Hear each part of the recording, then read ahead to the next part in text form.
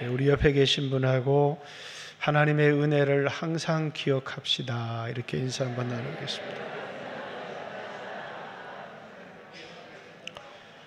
어느 큰 부자가 있었습니다.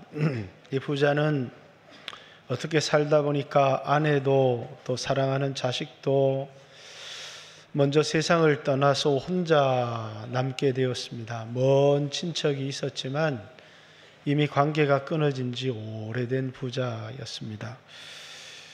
그래서 이 부자는 외로워서 어느 날 보니까 한 젊은이가 열심히 살아서 그 젊은이를 자신의 양자로 삼았으면 좋겠다, 이런 생각을 한 것 같아요. 그래서 그 젊은이에게 장학금도 주고 또 용돈도 주고 또 이제 살 집이 어렵다고 해서 살 집도 장만해 주면서 다른 사람들한테는 월세를 100만 원씩 받는데 자네한테는 10,000원만 받을 테니까 매달 첫날에 이 10,000원의 이 월세를 가지고 집으로 찾아오라, 이렇게 얘기를 했습니다.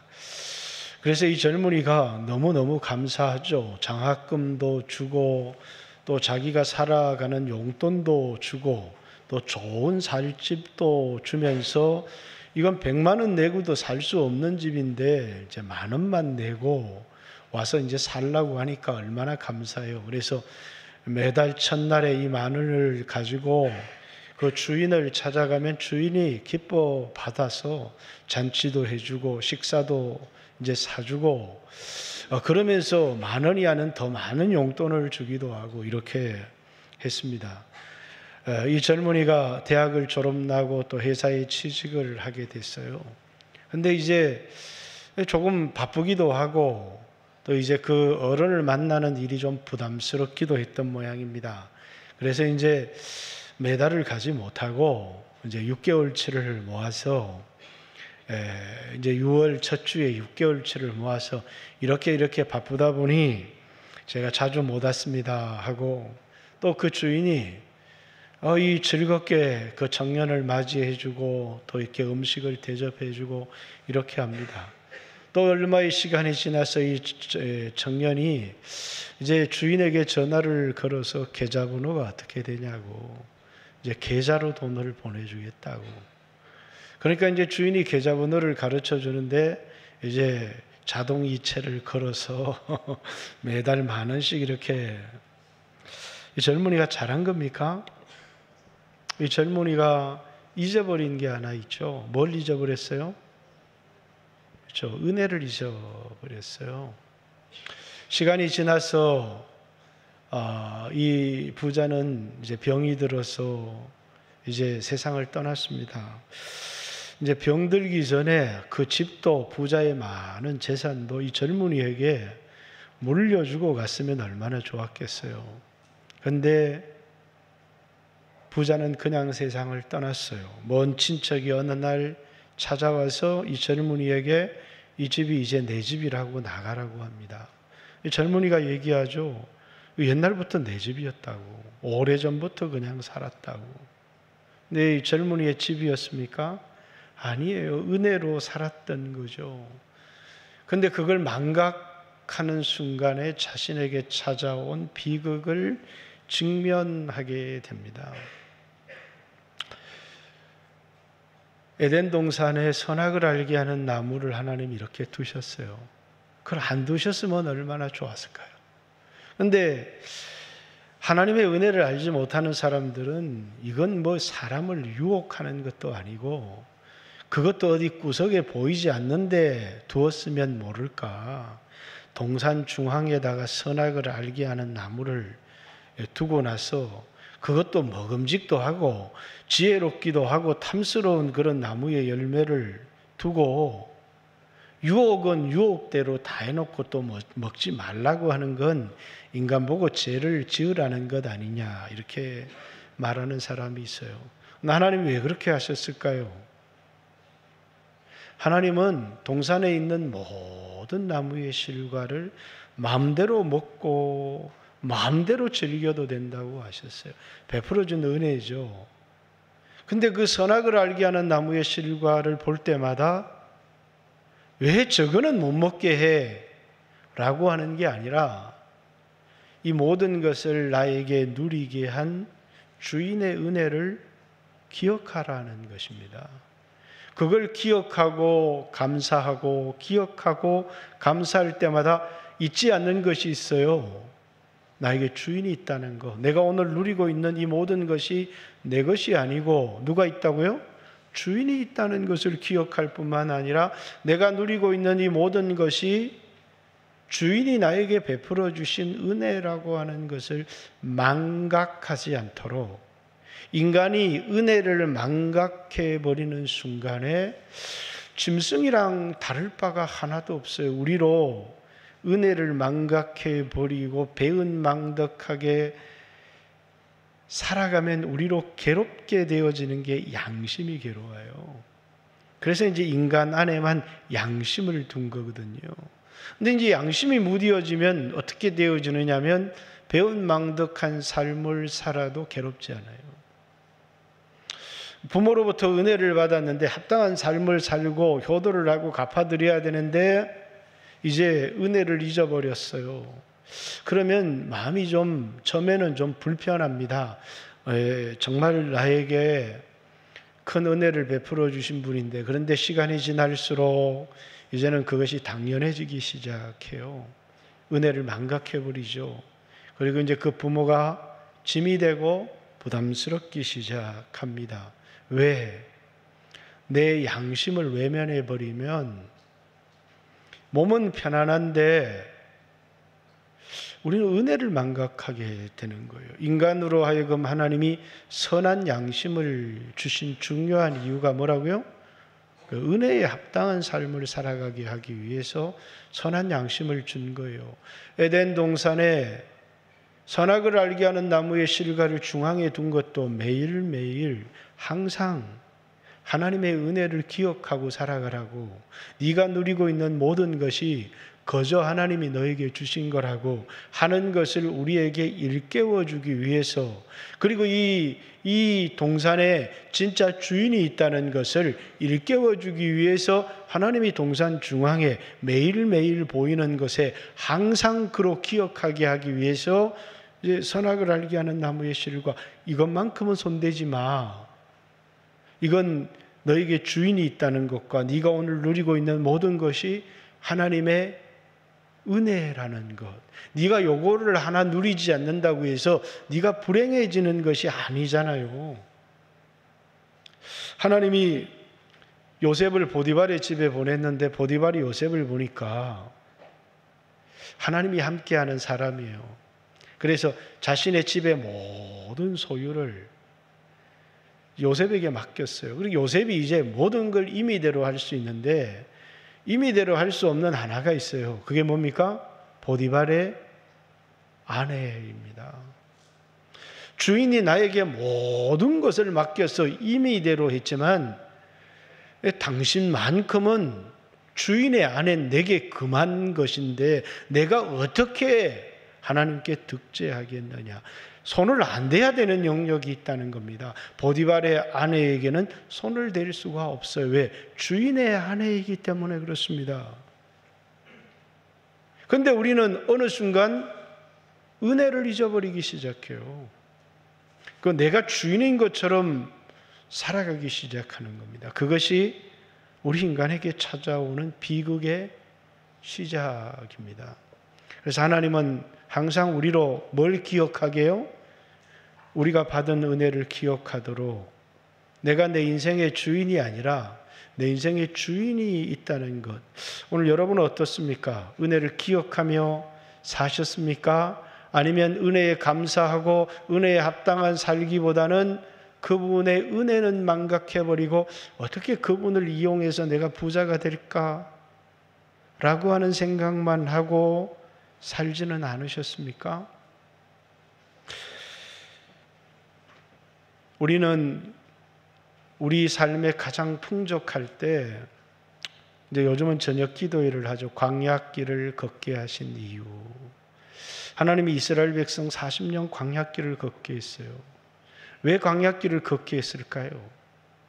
이 광야길을 걷게 하신 이유는 신명기 모세의 5편의 설교로 모압 평지에서 이제 이스라엘 백성들에게 모세가 한 설교예요. 이 설교는 한 가지 단어로, 모든 설교는 이 한 가지 단어로 기결이 돼요. 뭐라고요?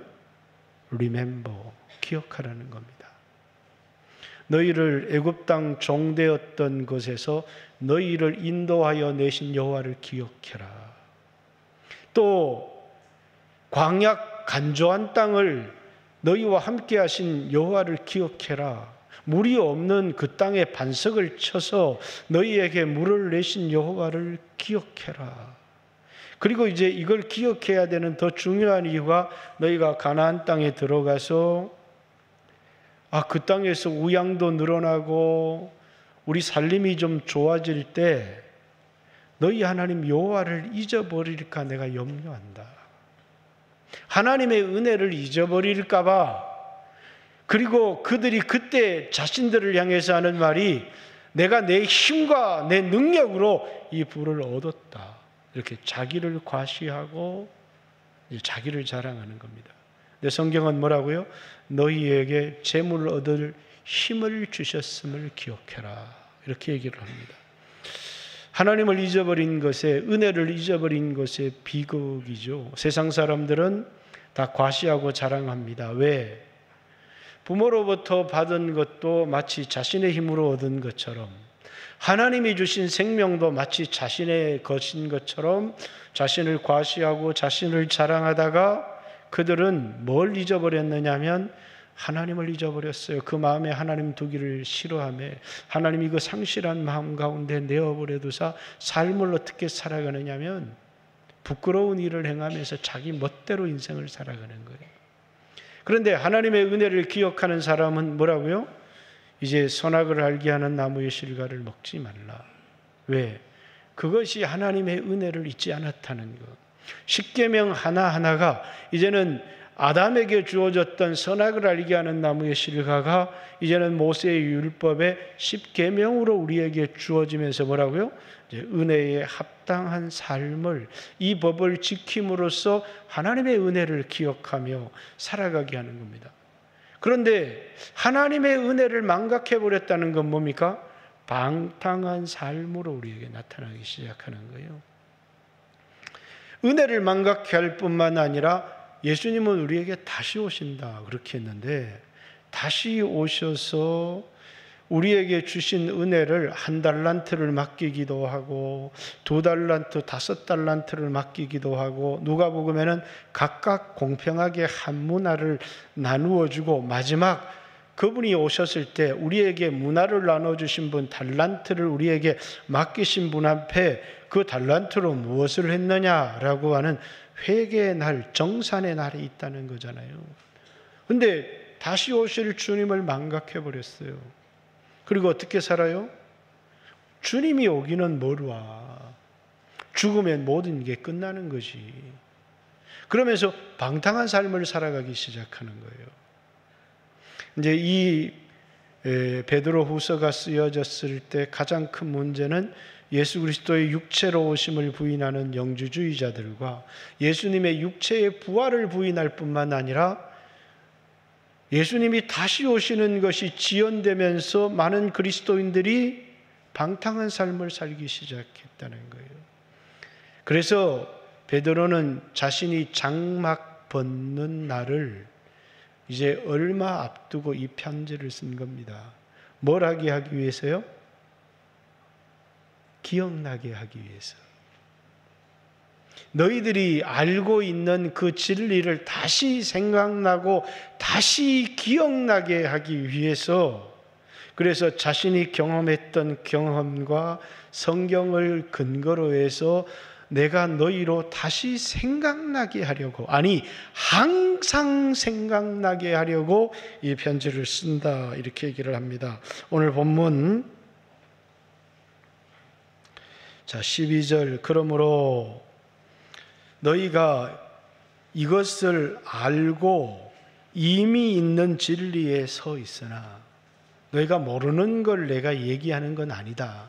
너희들이 예수님의 십자가의 은혜를 알 뿐만 아니라 나와 동일한 믿음, 예수 그리스도의 죽음과 부활을 통해서 의롭게 되어지는 그 믿음, 동일한 믿음을 가진 너희에게 편지를 쓴다고 1절에 얘기했기 때문에 모르는 바가 아니지만 내가 항상, 이 중요한 게 항상이라는 단어예요. 너희에게 생각나게 하려 하노라. 항상 하나님의 은혜를 생각나고 그 은혜에 합당한 삶을 살아가게 하기 위해서 내가 지금 너희로 항상 생각나게 하려고, 너희가 진리 위에 서 있지만, 너희가 말씀을 알고 있지만, 은혜를 깨닫고 있지만, 예수님이 다시 오신다는 사실도 믿고 있지만 항상 생각나게 하기 위해서 지금 이 편지를 쓴 것이라는 거예요. 13절, 내가 이 장막에 있을 동안에, 내가 아직 살아있을 동안에 너희를 일깨워서, 다시 일깨워서 생각나게 함이 옳은 줄로 여기노니, 이는 우리 주 예수 그리스도께서 내게 지시하신 것 같이 나도 나의 장막을 벗는 날이 거의 임박한 줄을 알미라. 내가 힘써 너희로 하여금 내가 떠난 후에라도, 내가 아직 장막 가운데 있을 때 내가 너희로 일깨워서 생각나게 하고 싶다. 항상 예수님의 은혜와 예수님 말씀을 생각나게 할 뿐만 아니라 그분의 다시 오심을 기억하고 오늘 내가 합당한 삶을 살아갈 수 있으려면 그분의 은혜를 기억해야 될 뿐만 아니라 그분의 재림, 다시 오심을 기억하며 살아야 될 텐데 자꾸 깜빡깜빡 망각하며 살아가기 때문에 항상 생각나게 하려고, 내가 아직 살아있는 동안에 너희로 일깨워서 생각나게 하려고, 아니 내가 떠난 후에도 너희들로 이것을 잊지 않고 생각나게 하려고 내가 지금 이 편지를 쓰고 있다. 그렇게 해서 15절에 내가 힘써 너희로 하여금 내가 떠난 후에라도, 어느 때나 이런 것을 항상 이런 것을 생각나게 하려고 좀 이 편지를 쓴다는 거예요. 인생을 살아가면서 망각하면 좋은 게 있어요. 과거의 상처는 망각하면 좋죠. 그러나 망각해서 안 되는 게 있습니다. 그죠? 여러분, 부모님 이름 망각하면 돼요, 안 돼요? 망각할 수 있어요. 부모님 이름을 잊어버렸다고 망하지는 않아요. 제가 초등학교 교사를 할 때 항상 아이들에게 부모님 이름이 뭐니? 뭐라고? 나중에 나이가 들어서 부모님 이름 잊어버려도 돼. 근데 예수님 십자가의 은혜는 잊지 마라. 제가 처음 은혜를 받고 마음에 두려움이 있었어요. 이걸 잊어버리면 어떡하지? 결코 잊어서는 안 되는 거구나. 그래서 이제 서울에서 기차를 타고 내려오면서 이게 TV를 봤더니 기억 상실증 환자가 있는데 그 보니까 어디에 부딪히니까 잊어버리더라고요.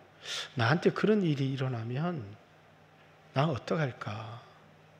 이걸 잊지 않았으면 좋겠는데 평생 이것보다 내 인생에 소중한 것이 없는데 내가 막 거지가 되고 비참해도 이것만큼은 잊어서는 안 되는데 내가 꼭 붙들어야 될 건데 내가 이거 잊어버리면 어떡하지? 그리고 이제 대구에 와서 교회를 등록했습니다. 담임 목사님을 만나서 제가 처음 드린 질문이에요. 제가 십자가의 은혜를 받았는데 이거 잊지 않으려면 어떻게 해야 됩니까? 그랬더니 담임 목사님이 방언 기도를 많이 하라고 그랬어요. 왜냐하면 의식 세계는 잊어버려도 무의식 세계까지 십자가의 은혜를 기억하게 하는 건 방언 기도니까. 버스를 타고 다니면서 버스가 탈탈탈탈 하면 저도 방언 기도를 달달달 이렇게 했었던 기억이 납니다. 단 한 가지, 나에게 잊고 싶지 않은, 결코 잊을 수 없는 그 십자가의 은혜, 나를 대신해서 죽어주신 예수님의 십자가의 은혜만큼은 잊을 수가 없었어요. 때때로 길을 걷다가 그게 기억나서 울컥하면 또 나무 뒤에서 울기도 했던, 왜냐하면 잊을 수 없는, 망각할 수 없는 일이잖아요. 하나님의 아들이 나 같은 사람을 위해서 대신 형벌을 받고 죽었다는 사실은 결코 잊을 수 없는, 나에게는 잊을 수 없을 뿐만 아니라 잊어서는 결코 안 되는 일이었기 때문에, 그래서 이제 초등학교 교사를 하면서 아이들에게 항상 얘기를 했습니다. 중학생이 되어도 고등학생이 되어도 이제 청년이 되고 장년이 되어서 늙어서 죽을 때가 되어도 뭐는 잊지 말라고요? 십자가의 은혜는 잊어서는 안 된다. 이것만큼은 꼭 간직해야 된다. 지난 주간이죠. 제가 이제 한 셀을 신방을 했는데 그 노인분들이셨어요. 이제 83세 한 분, 84세 한 분, 85세 한 분, 86세 한 분, 87세 두 분, 88세 한 분, 이렇게 7분을 만나서 신방을 했는데 우리 집사람이 저에게 그렇게 얘기를 해요. 각 사람에게 말씀을 주셔야 된다고. 각 사람에게 뭉텅거리로 설교하면 안 되고 한 사람 한 사람에게 당신이 기도하고 말씀을 줘야 된다고. 그래서 한 사람 한 사람을 위해서 기도하는데 80 넘으니까 문제가 다 똑같아요. 뭐 어떤 사람에게 건강에, 어떤 사람은 허리가 아프다, 어떤 사람은 무릎이 아프다, 어떤 사람은 소화가 안 된다. 근데 뭐예요? 제가 보니까 그게 문제가 아니에요. 다 그거 거치지 않으면 누가 천국을 갈 수 있어요. 그죠? 그래서 이 사람에게는 무릎 낫게 해주세요. 이 사람은 허리 낫게 해주세요. 이 사람은 소화가 잘 되게 해주세요. 아니요. 다 그건 누구나 다 거쳐가는 거니까 다 내려놓고 80 넘으면 다 똑같습니다. 그죠? 옛날에는 부자 있고 가난한 사람도 있었지만 80 넘어가면 다 똑같아요. 이쁜 사람, 이쁜 아닌 사람을 구별할 수가 없어요. 80 넘으면 그냥 다 평등해져요. 근데 제일 중요한 것 하나가 있어요. 십자가의 은혜를 아직도 기억하고 계십니까? 예수님이 우리의 죄를 담당하신 십자가의 은혜를 아직도 기억하고 있습니까? 오늘 내가 세상을 떠나도 천국 갈 확신이 있습니까? 라고 하는 하나와 또 하나는 다시 오실 주님에 대한 소망을 가지고 살아가고 있습니까? 그죠? 내 몸이 아파가도 삶에 여러 어려움이 있어도 우리에게 뺏어갈 수 없는 소망이 있잖아요. 예수 그리스도의 죽으심과 부활하심을 통해서 우리에게 산 소망이 있게 하시고 하늘에 썩지 않고 쎄하지 않고 더럽지 않은 영원한 기업이 우리에게 있다라고 하는 이 소망이 당신 안에 있습니까? 구원의 확신과 영원한 삶에 대한 소망. 그죠? 이제 이거보다 더 중요한 건 없잖아요. 그래서 오늘 세상을 떠나도 천국 갈 확신이 있습니까? 주님 앞에 섰을 때 왜 천국 갔냐고 물으면 뭐라고 대답하실 겁니까? 그 다음에 오늘 내 몸은 아파요. 그죠? 나이 들어서 젊은이 같고 청춘 같으면 그게 문제가 있는 거 아니에요? 나이 들면 누구나 다 무릎도 아프고 소화도 안 되고 음식도 많이 드시지 못하고 잠을 자도 개운하지 않고 누구나 다 똑같습니다. 그걸 기도해서 나아졌다 그러면 천국 갈 수가 없죠. 누구나 다 똑같은 건데 중요한 건 뭡니까? 내가 아프고 내가 힘들고 내가 여러 가지 어려움 가운데 있지만 내 마음속에 뺏어갈 수 없는 기쁨이 있는 거예요. 그건 뭐예요? 하늘에 대한 소망 때문이에요. 이 몸은 늙어가지만 바울도 자신이 늙어가는 것을 알았어요. 그래서 내 겉사람은 후패하나 내 속사람은 날로 새롭도다 하면서 하늘에 대한 소망, 이 땅에서 당하는 환난에 경한 것이 내가 얻게 될 영광의 지극히 큰 것과는 좋게 비교할 수 없다. 그래서 뭐라고? 지금은 환난을 당하고 있어요. 지금은 고통을 겪고 있지만 뭐 하고 있다고요? 그 안에 소망이 있기 때문에 그 환난이 그 마음속에 기쁨을 뺏어갈 수 없는 거예요. 그래서 기뻐하시라고. 우리가 기뻐할 수 있는 이유가 뭐예요? 주님이 다시 오시기 때문이에요. 우리에게 영원한 생명에 대한 소망과 약속을 가지고 있기 때문이에요. 그런데 그렇지 못하니까 어떻게 살아가느냐 하면 많은 사람들이 방탕하게 이 땅을 살아가는 거예요. 그런 사람들을 위해서 쓰여진 게 베드로후서예요. 이 베드로후서가 쓰여진 지역에 철학적으로 쾌락주의가 주님이 오기는 멀어. 한평생 살아가는 거, 어떻게 살아가는 게 노새 젊어서 노새 늙어지면 못 노나니, 그러면서 젊었을 때 쾌락을 즐기며 살아가자는 겁니다.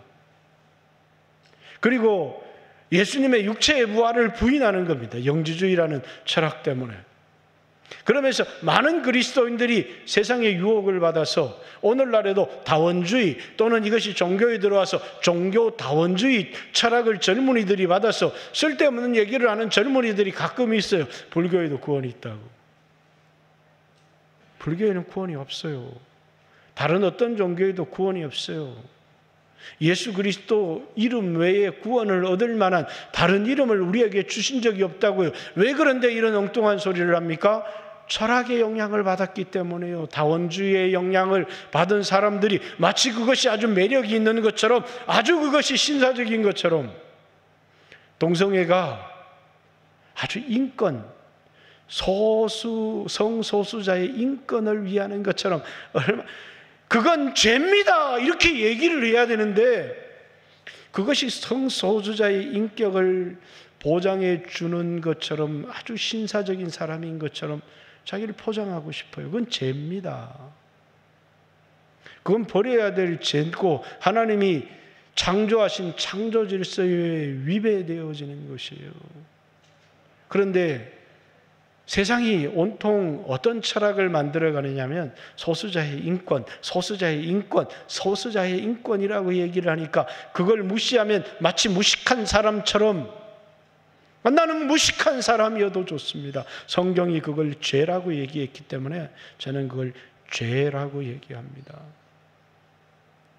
이 당시의 철학 때문에 자꾸 십자가의 은혜를 잊어버리고 다시 오시겠다는 주님의 재림에 대한 그 큰 약속을 망각하며 살아가는 그리스도인들이 점점 늘어났던 거예요.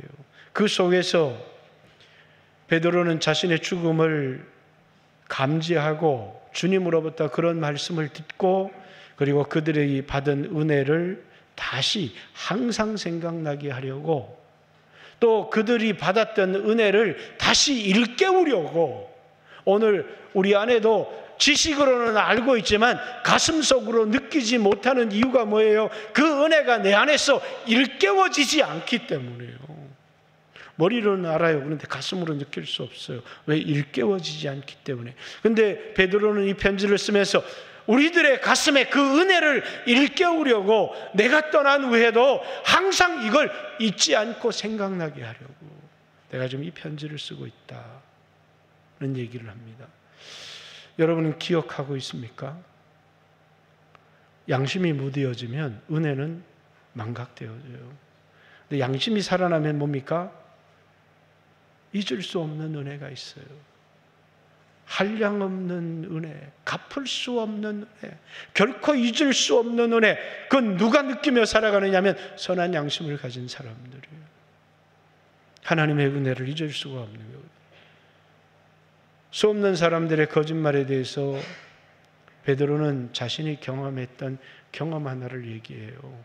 그게 뭡니까? 자신이 예수님을 육체로 보았을 뿐만 아니라 변화산상에서 예수님이 변형되어지는 그 모습을 자신이 자신의 과거를 회상하는 영상. 그래서 오늘 본문에 다시 한번 읽어볼까요? 16절부터 우리 주 예수 그리스도의 능력과 강림하심을 너희에게 알게 한 것은 교묘히 만든 이야기를 따른 것이 아니요. 예수님의 재림에 대한 것은 어떤 사람들이 그거 교묘하게 사람들에게 헌금하게 하려고, 사람들을 속이려고 제자들이 만든 이야기다 이렇게 얘기를 한 거예요. 아니요. 우리는 그의 크신 위엄을 친히 본 자라. 지극히 큰 영광 중에서 이러한 소리가 그에게 나기를 이는 내 사랑하는 아들이요 내 기뻐하는 자라 하실 때에 그가 하나님 아버지께 존귀와 영광을 받았느니라. 이 소리는 두 번 나요. 예수님이 침례를 받고 물 위에 올라올 때 이는 내 사랑하는 아들이요 내 기뻐하는 자다. 이 얘기는 누구 들으라고 한 거예요? 예수님 들으라고 한 거예요. 근데 변화산상에 올라갔을 때 이제 예수님이 베드로, 요한, 야고보를 데리고 변화산에 올라갔습니다. 근데 예수님이 호련히 변형되셨어요. 이 땅에 몸이 아닌 변형된 부활체를 입으셨어요.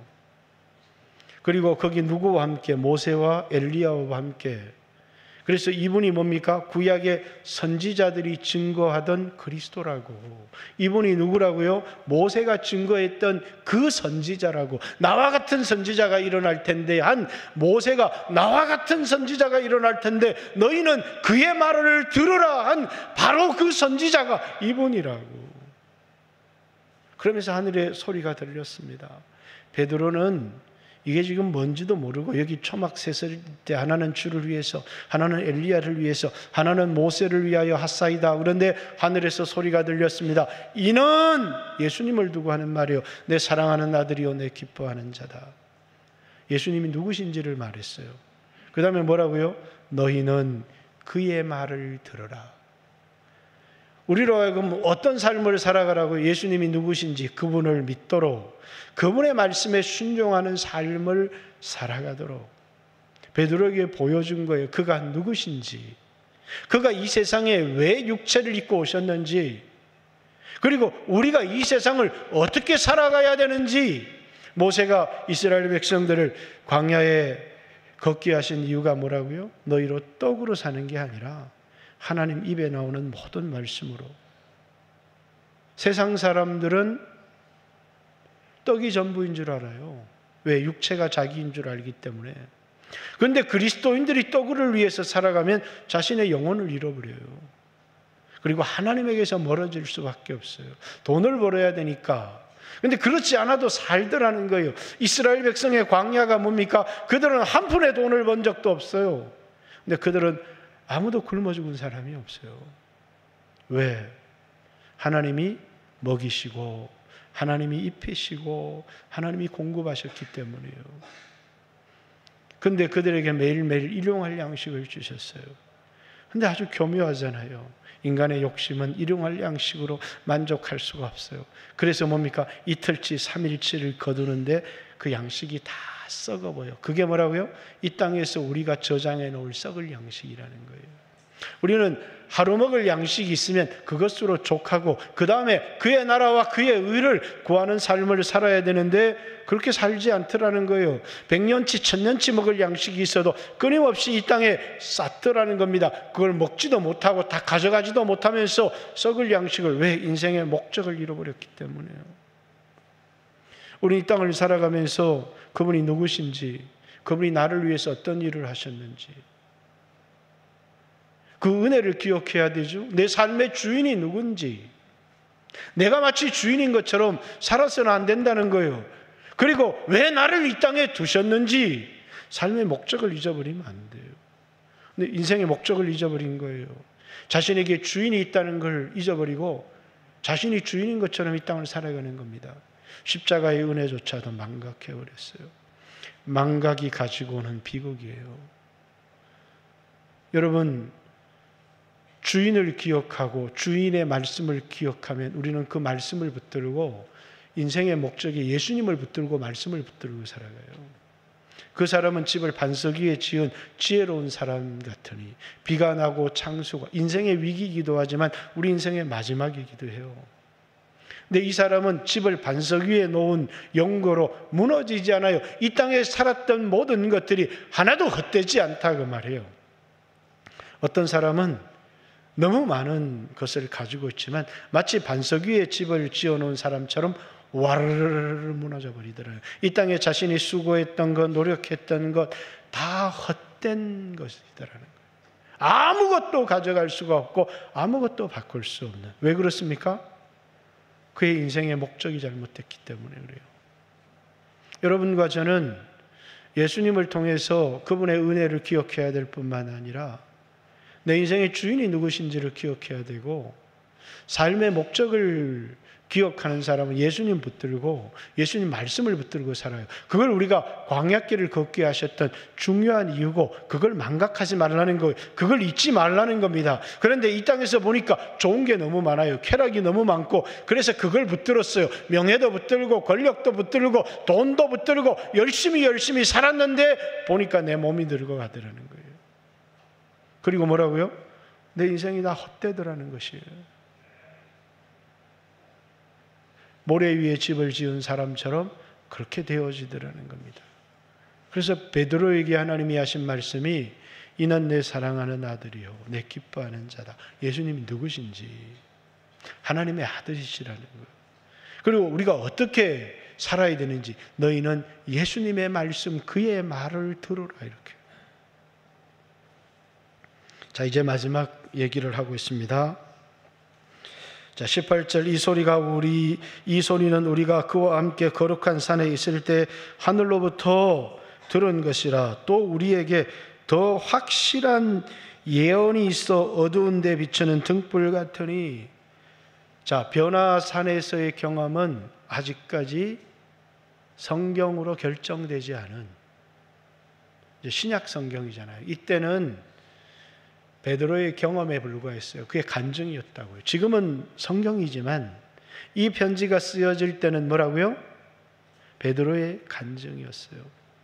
나중에 여러분들 이제 베드로후서가 야고보서, 베드로후서 이 두 책이 이제 유다서까지 포함해서 정경으로 채택되는데 많은 고난을 겪었어요.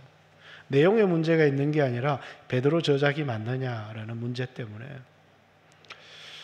이제 그런데 지금은 이제 이게 성경으로 들어와서 우리가 하나님의 영감, 성령의 감동으로 쓰여진 책으로 믿지만 그 당시에 이거는 뭐였어요? 성경이 아닌 베드로의 간증이었어요. 그런데 베드로가 말하는 내 경험보다 더 확실한 예언이 있다는 거예요. 그게 베드로가 말하는 구약 성경이에요. 구약 성경에 이미 예수님에 대해서 복음은 선지자들이 그 아들에 관하여 우리의 예언한 것이라고. 로마서 1장 3절에 아들로 말하면 육신으로 다윗의 혈통으로 나셨고 성결의 영으로 죽은 자 가운데 부활하신 하나님의 아들 예수 그리스도시라고. 구약 성경이 엘리야도 모세도 예수님을 증거하고 있다고요. 그런데 이 성경은 함부로 풀 것이 아니다. 우리 마음에 샛별이 떠오르기까지 이렇게 얘기했어요. 여러분 샛별이 뭐예요? 금성입니다. 금성. 그죠? 여러분들은 별 안 보고 사니까 샛별이 뭔지를 모르죠. 샛별이 언제 떠요? 초저녁에 떠요. 이른 저녁이 되면 아직 해가 떨어지지 않는데도 별이 하나 떠 있는 게 하늘에 보일 때가 있어요. 그게 샛별이에요. 그런데 이 샛별이 언제 져요? 아직 동이 터오르는데 아직 하늘에 별이 하나 떠 있는 별이 있어요. 그게 샛별이에요. 가장 먼저 떠서 가장 나중까지.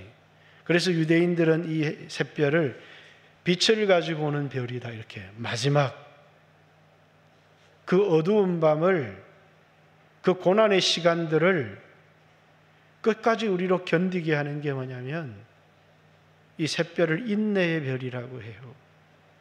수 없는 그리스도인들이 어두운 고난을 통과하며 살아가지만 마치 하나님의 약속의 말씀이 우리의 마음에 떠올라서 생각나서, 이 떠오르다는 말은 생각나게 한다는 것입니다.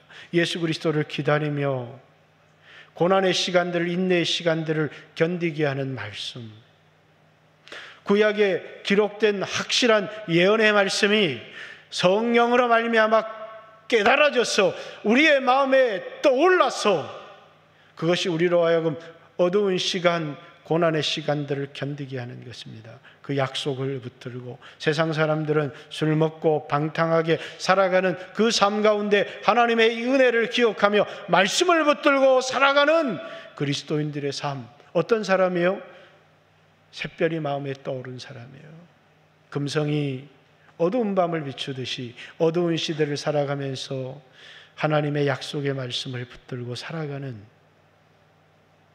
그리고 주님을 기다리면서 그 은혜를 기억하면서 인생의 목적을 잃지 않고 살아간 사람들이 누구냐면 이 마음속에 하나님 샛별이 떠오른 성령으로 말미암아 말씀이 깨달아지고 그것이 자신의 가는 길을 비추고 어둠의 삶을 승리하게 하는. 그래서 베드로는 샛별처럼 떠오르는 말씀을 붙들라고, 그걸 생각하라고. 이 세 가지 말씀이 다 뭐냐면 기억하라는 거예요. 항상 기억하라고. 내가 떠난 후에도 기억하라고. 너희 마음속에 일깨워지게 하라고. 그리고 자신의 경험을 얘기합니다. 이는 내 사랑하는 아들이요 내 기뻐하는 자다. 예수님에 대해서 말씀하셨던 것, 그가 육체로 오셨던 분이라는 것, 너희는 그의 말을 들으라고. 이 세상에서 우리는 그분의 말씀을 붙들고 살아야 된다는 것. 그리고 내 경험보다 더 확실한 것이 있는데 그것이 기록된 성경이라고. 그러나 이 예언은 어떤 사람들이 풀듯이 함부로 풀어서는 안 되고 성령의 감동으로 그 예언의 말씀이 내 마음에 샛별처럼 떠오를 때까지. 여러분, 그 약속의 말씀을 오늘 내 마음이 다스리고 지배하며 살아가는 사람들을 그리스도인의 삶이라고 그래요. 그리고 그리스도인의 삶은 돈을 잊어버릴 수도 있어요. 돈을 잊어버리면 잠시 용기를 잃을 수 있죠. 직장을 잃어버리는 사람도 있어요. 그러나 우리 안에 예수 그리스도의 은혜를 잃지 않는 사람은 결코 좌절하지 않아요.